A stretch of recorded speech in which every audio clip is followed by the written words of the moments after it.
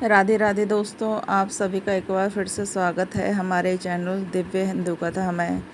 हर साल जेठ मास की अमावस्या को उत्तर भारत की सुहागिन महिलाएं पूर्णिमा के दिन वट सावित्री का व्रत करती हैं। चलिए सुनते हैं कथा।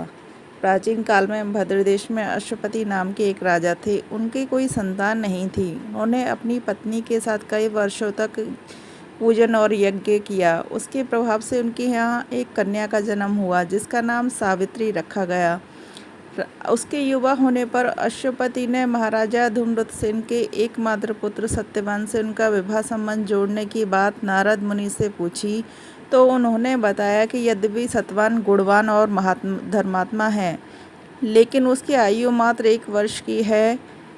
अतः सावित्री का विवाह किसी अन्य और युवक से कराने को कहा। इस पर सावित्री ने कहा कि मैंने मन, कर्म और वचन से सत्यवान को ही अपना पति रूप में वरण कर लिया है।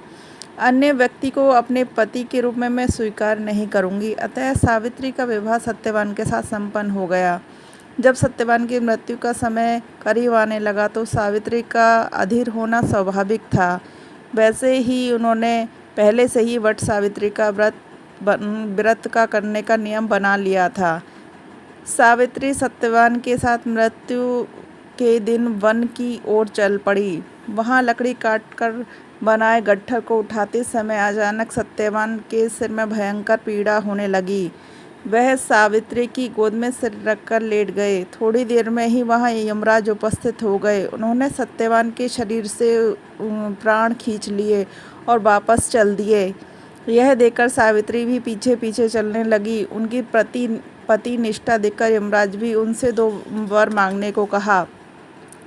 सावित्री ने पहले वर में अपने अंधे सास ससुर को नेत्र ज्योति प्रदान करने तथा दूसरे वर में उनका खोया हुआ राज्य प्राप्त करने की इच्छा प्रकट की। यमराज ने उसे दोनों वर दे दिए। दोनों वर प्राप्त करने के बाद भी सावित्री ने यमराज का पीछा न छोड़ा तो यमराज ने उससे एक और वर मांगने को कहा। इस पर सावित्री ने कहा, मुझे सत्यवान से 100 पुत्र हों। यमराज तत्काल तथास्तु कहकर आगे बढ़े तो सावित्री ने कहा, हे देव, आप मेरे पति को तो आप लिए जा रहे हो, फिर मेरे 100 पुत्र कैसे होंगे। यमराज अपने द्वारा दिए गए वचन के चक्कर में फंस गए और उन्हें सत्यवान के प्राण छोड़ने पड़े। वह सावित्री को अचल सुहाग का वरदान देकर वापस चले गए। वट वृक्ष के नीचे पड़े सत्यवान के शव में जीवन का संचार होते ही वह उठ खड़े हुए। सावित्री सत्यवान को जीवित पाकर अत्यंत प्रसन्न हुई। दोनों खुशी खुशी माता पिता के पास लौट आए। यमराज के वरदान से सत्यवान को अपना खोया हुआ राज्य भी मिल गया और उसके माता पिता को नेत्र ज्योति भी प्राप्त हो गई। इस प्रकार इस व्रत के महात्म्य से सत्यवान सावित्री ने 100 पुत्र हुए। इस प्रकार सौभाग्य की रक्षा के लिए भी यह व्रत प्रचलित है। राधे राधे दोस्तों।